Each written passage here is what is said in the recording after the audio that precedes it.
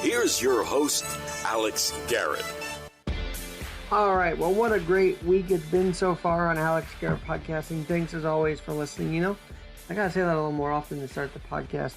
Thank you for listening, because the more you listen, the more I'm actually encouraged to do this. If I didn't know what I'd be getting, I'd just maybe hanging up. Anyway, I'm always glad to be on with you guys, and very excited now to bring on my next guest.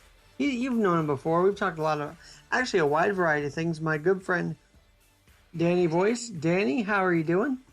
Hey, Alex, I'm good. How are you? I'm good. Today is D-Day, and you know as much as anybody how precision, how necessary it is for precision, like the operations on D-Day when we stormed the beaches in Normandy. We have to all practice that kind of precision to keep ourselves alive, don't we? And you kind of know about that because you've been through it, not the wartime, but the medical stuff and having to be precise with that medical care. I just thought I'd throw that at you right away. Yeah, definitely. And you know, the medical stuff, it's kind of like war because you have to fight every battle, and sometimes you lose battles, sometimes you win them. And the idea just to be as meticulous as we were on this day storming the beaches in Normandy. I think we can all relate to that, and I think another reason why I relate healthcare to that kind of action we took is because our healthcare heroes have to be precise in taking care of us, don't they? Yes, they do. I agree. And I think they do, and not only do they have to be, they are. I think that's the most impressive part. And you and I, you know, as well as this, you and I know that our healthcare heroes have been there for us for about 30 plus years. It's kind of sad that it took a pandemic for them to get the recognition now, in a sense. I definitely agree with that. It is sad how it took a pandemic to actually appreciate them for what they do every day. And I mean, you know, I don't know if you know Danny's story, but you maybe could tell it for those who are just joining us since the last time you were on. I mean, you had 60 plus surgeries and you've overcome every one of them. And even in every one of them, your healthcare, practitioners, your caretakers, they had to really be precise, and they did it to a T, didn't they? Most of them, I would say, did. There were a few that weren't as precise and got things wrong, but in the big picture, they got it right, and I'm still here. Thanks be to God.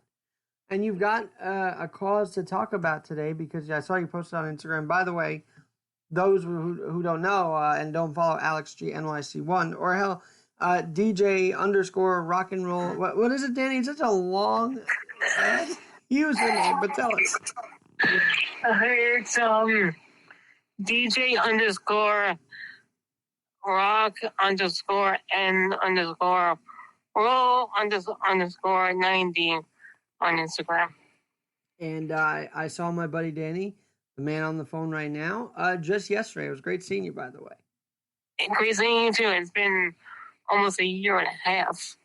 And that was precision too. I mean, I was going to see you, and then a health thing came up, and I'm like, I'm not going to risk it. So yeah, exactly, yeah. And I think the reason why we're here today is because we've been precise through this whole pandemic ourselves. Exactly. Well, and I want to talk about that. Man, I can't even get into dysphagia because there's so many things to talk about with you. Because as someone with extreme, well, let's be honest, as someone with extreme health conditions, you have to be careful. You are at risk, and so. How did you get through it? I didn't even do it's like an exit interview from the pandemic. How did you get through it? Maybe people don't know. I just stayed home pretty much. That's all I did was stay home. But you did have a few friends over, which was great, and you were cautious. Yeah. And so you still had fun during it too. Yeah. By the summer, I was like, I can't stay in this house all the time. So I talked to my parents about it, and they agreed with doing some social distancing hangouts in my backyard.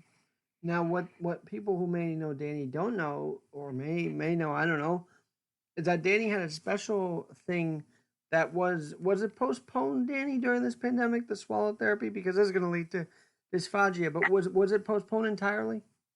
Yes, it was. Okay, so I was supposed to start.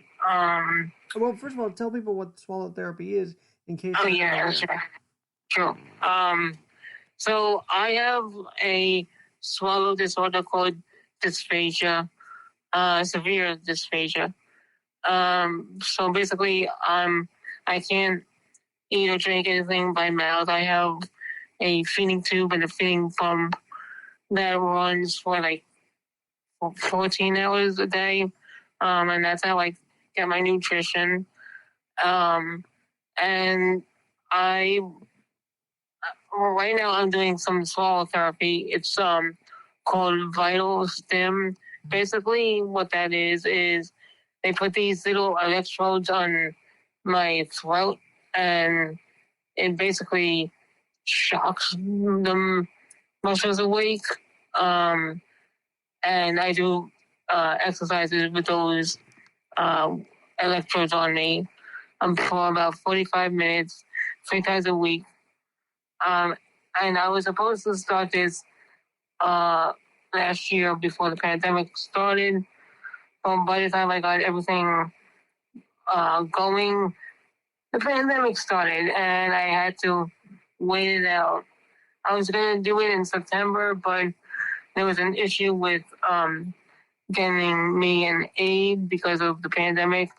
We didn't want anyone to um, come to the house because of the pandemic. So we decided to wait until my mom finally retired. And now that she is, I started my therapy about a month and a half ago now. And maybe those in the community listening of dysphagia, is there a big community for this kind of condition?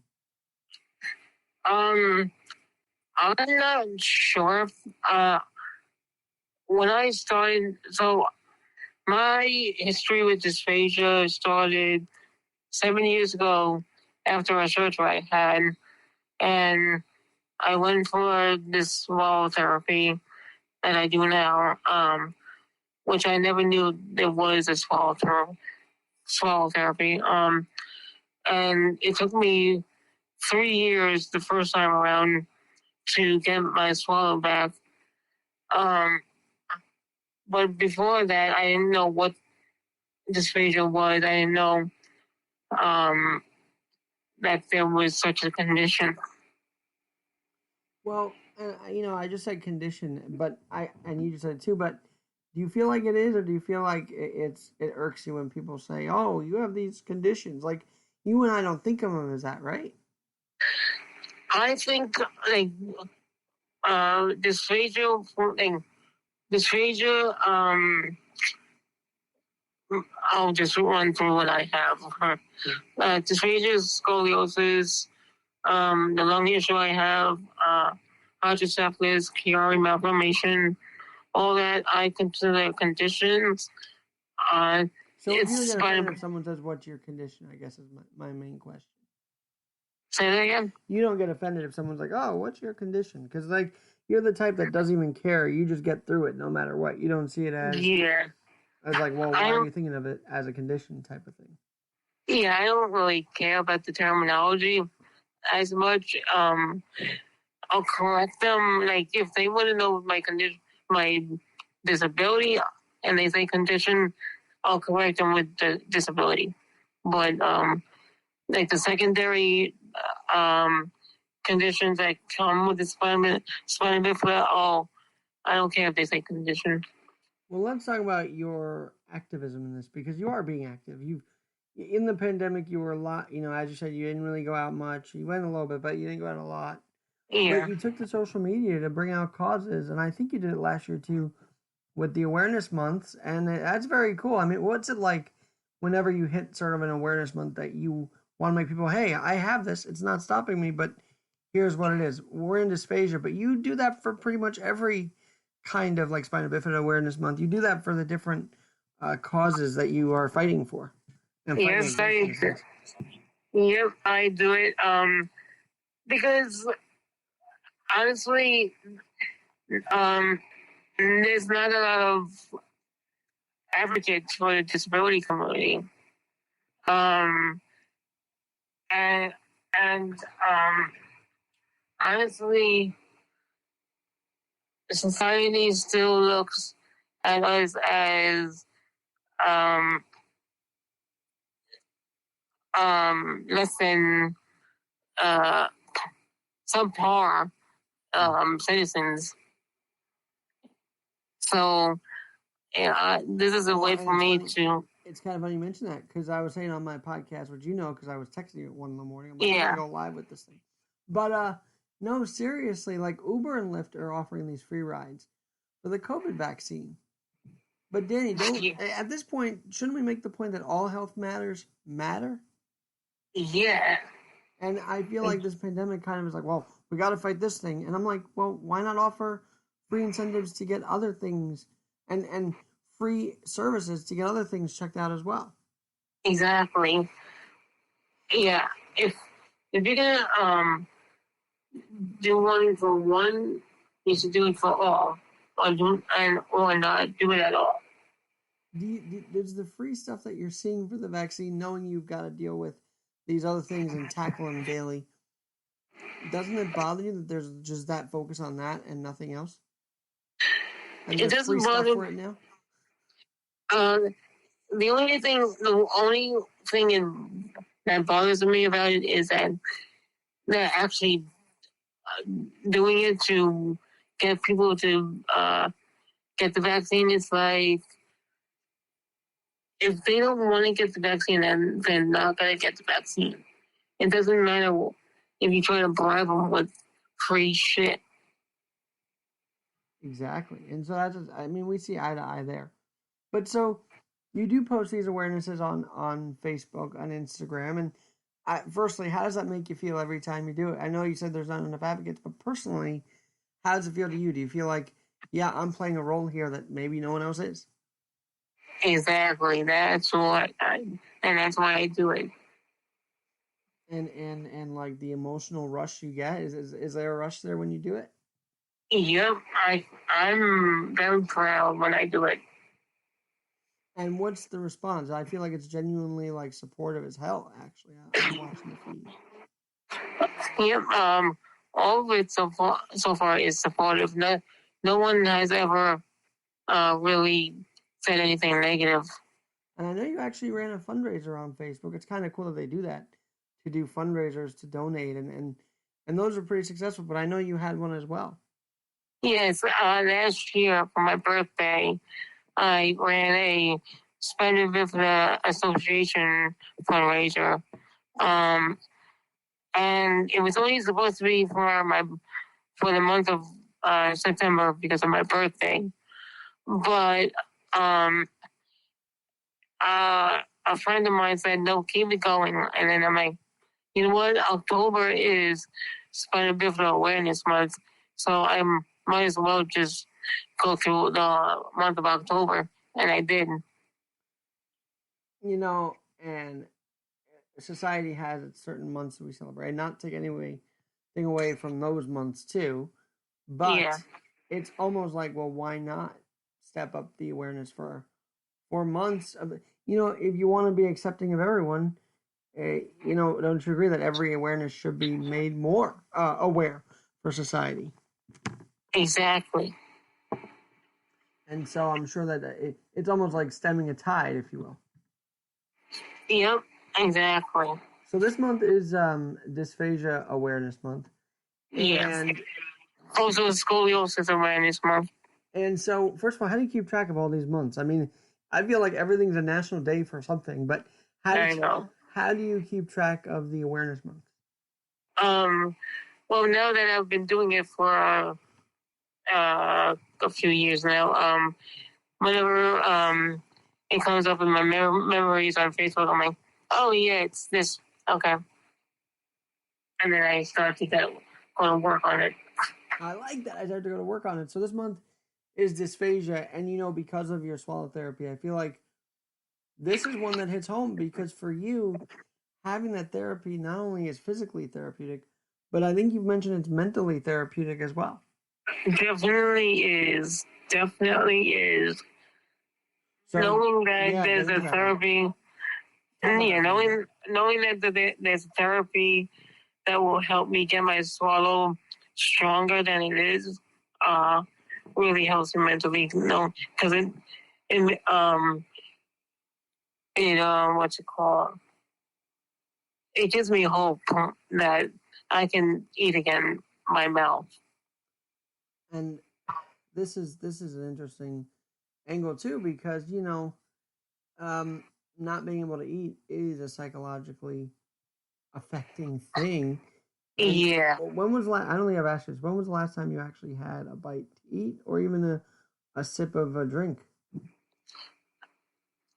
Well, I'm not including when I was in rehab 3 years ago, because that no. I would say the real last time I had something to drink was when I was in the hospital 3 years ago. And then the last time I had something to eat actually was also 3 years ago in the hospital, but earlier on in my stay.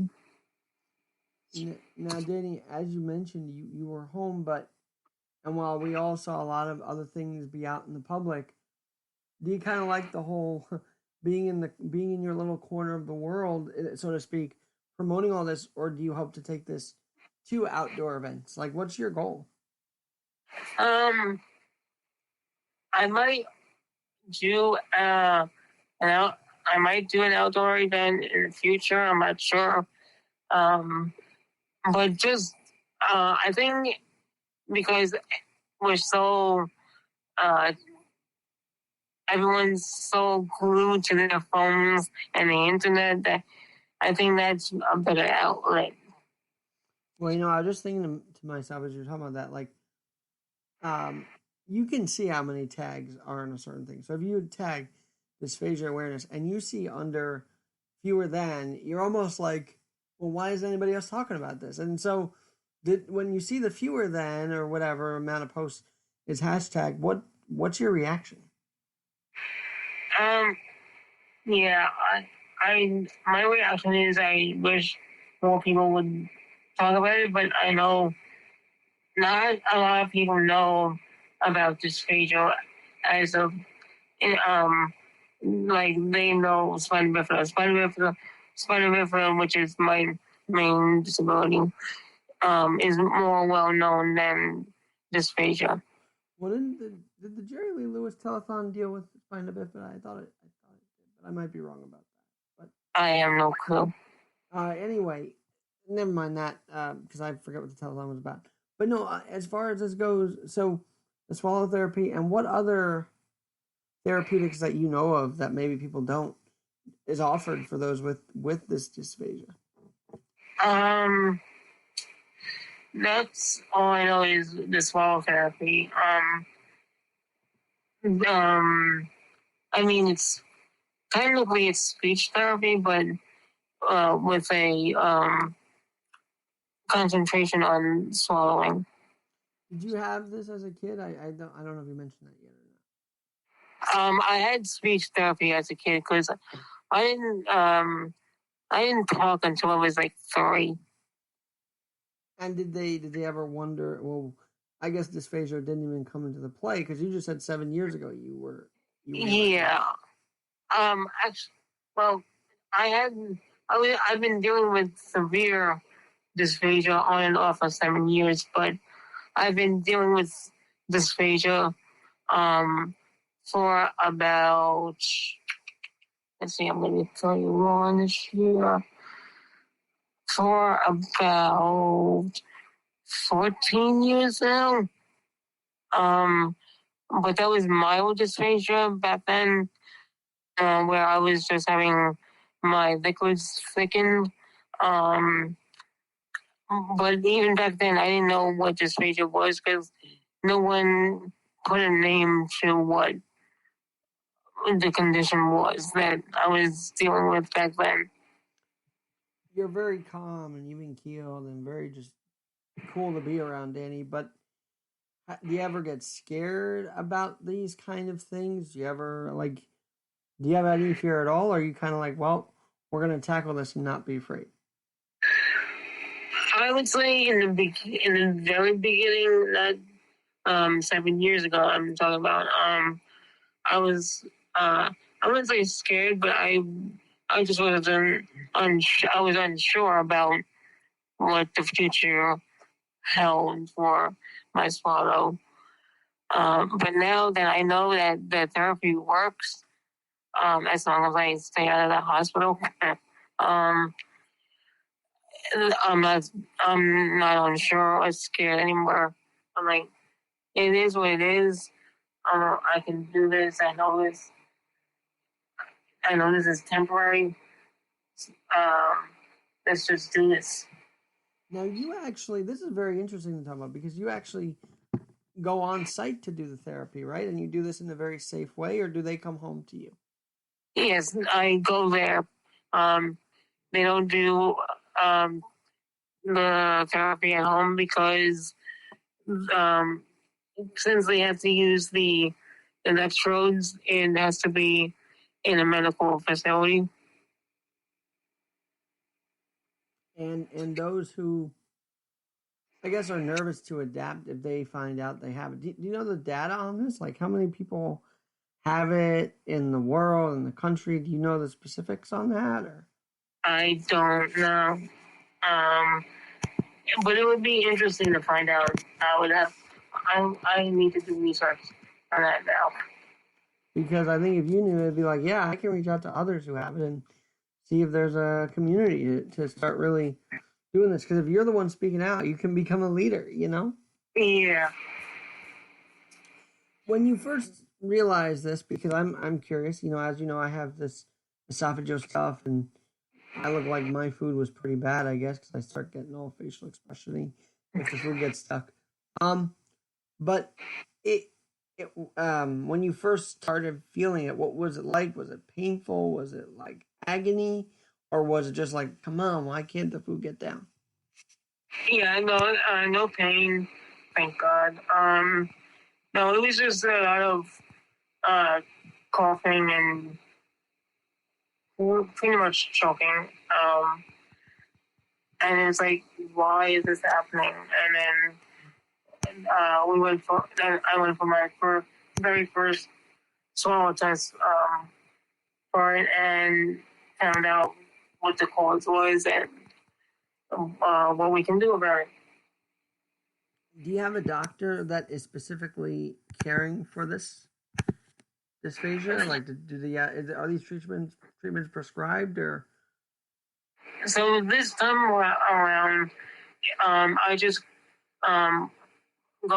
go to my primary doctor to get a script for it, and that's about it.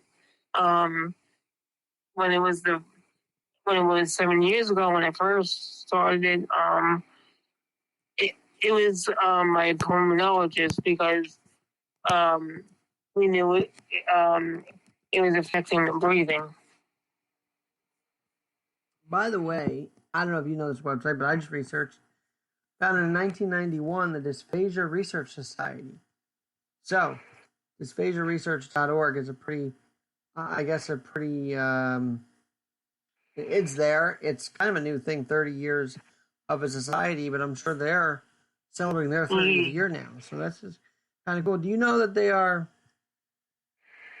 in 2008, Congress passed the statute marking June as Dysphagia Awareness Month. Washington knows about this. I had no idea that was the case. It's an actual national awareness month. It gets buried amongst everything else. Yeah, I knew it was a national thing.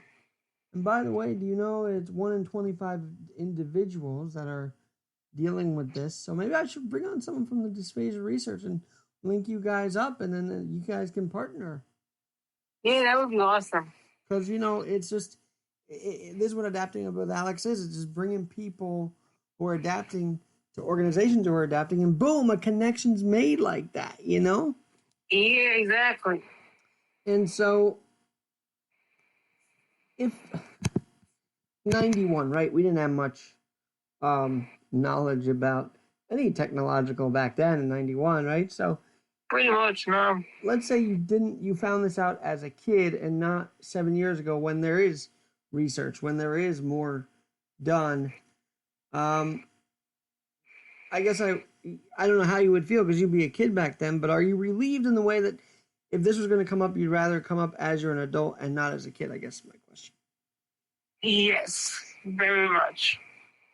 Because as a kid, you were dealing with all these other things. Yes, exactly.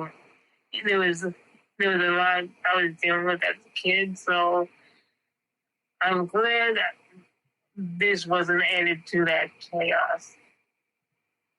And now because now you can be more on top of it. And you know what we're missing here is the parental support. I mean, I saw your parents yesterday too, and they are so loving, they're so caring, and they're so caring of you. And I feel like, would you say without them, you wouldn't be as level-headed as you are right now?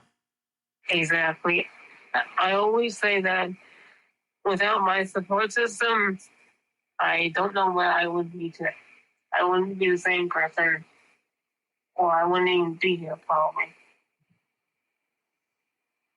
What does selectivity mean to you? And what I mean by that is, with all these things that you deal with, and we talked about this yesterday actually, you're very selective of who your friends are and everything like that.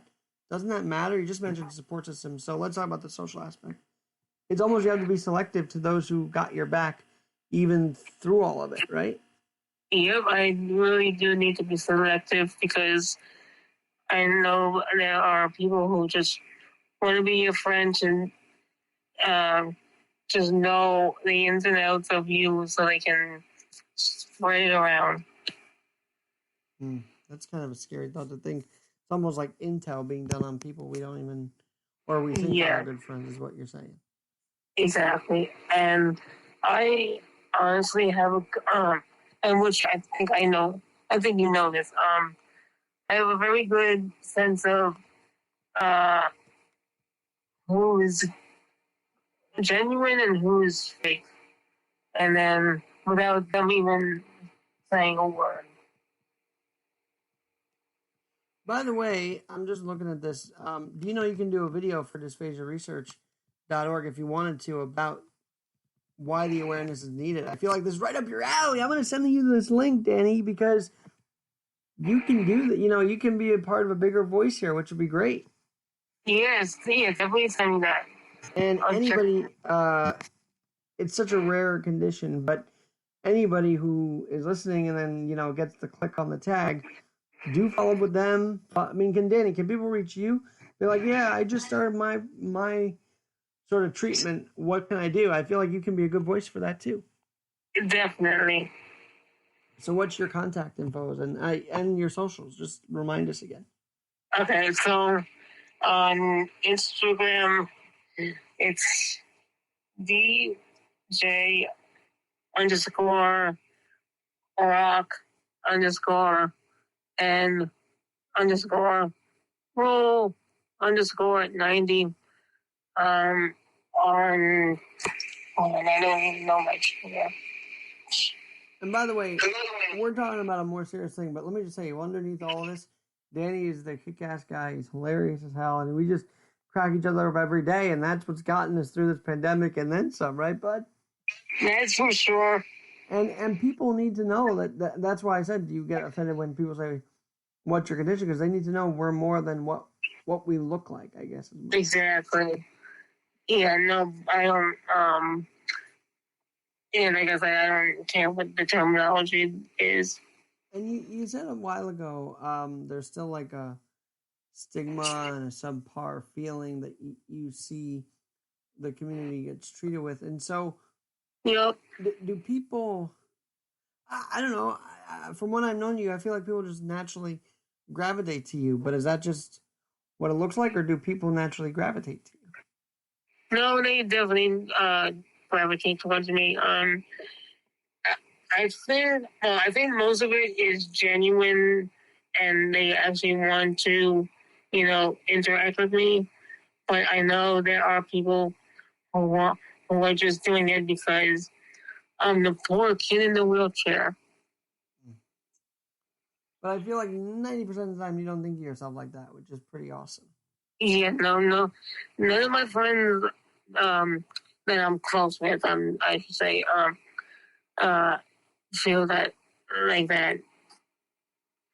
And those that feel the stigma like you might, like, what's their intentions? I mean, as sort of an expert in it, how can people become more social? And by the way, this is a key conversation because we're leaving a pandemic, and people with disabilities do want to get back out there again. Yeah. Maybe they're even more worried about the way they're viewed because of this pandemic. I mean, do you think that's a possibility? And that's definitely a possibility. And what's your advice to those that think that and just say, F it, go live your life again? Exactly. That's pretty much it. Just go live your life. Because I don't know. I don't know about mass selective. I'm getting better at it, but I could learn from you because you know, hey, this person's there for me. You pinpoint it. So those who kind of are nervous to even filter, and then there's a group that just wants to be friends with everybody because they're worried they can't be friends with anybody. So how do we find the balance, Danny? Just trust your instincts. If you feel someone is not right for you, whether it be friendship or more, then trust that and be like, I can't have you in my life. And it's a very difficult decision to come down to, is it not? It can be.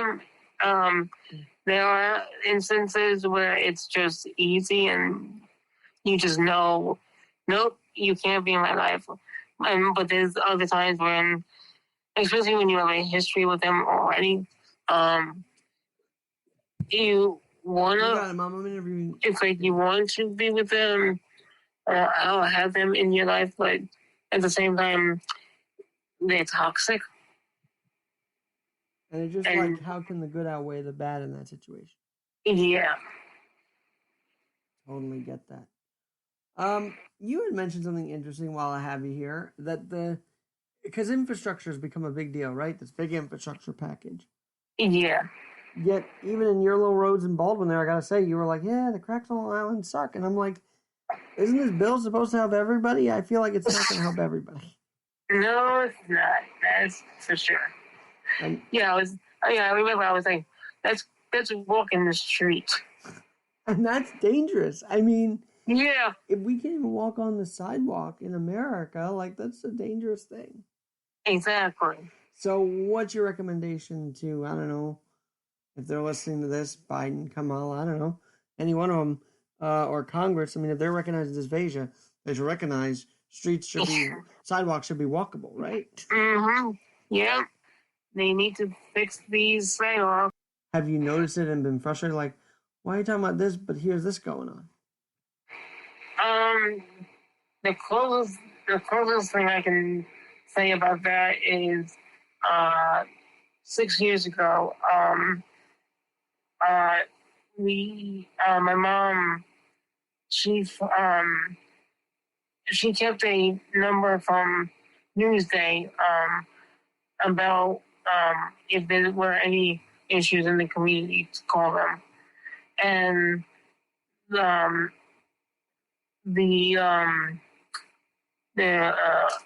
mini mall, strip mall on the main road here, shopping center, I should say. It didn't have enough handicap spots or curb cuts. So my mom remembered the number and called it, and they agreed to look into it. And one day, me and my mom met up with the reporter at the shopping center, and we discussed why it was important to get more handicap spots and curb cuts done, and that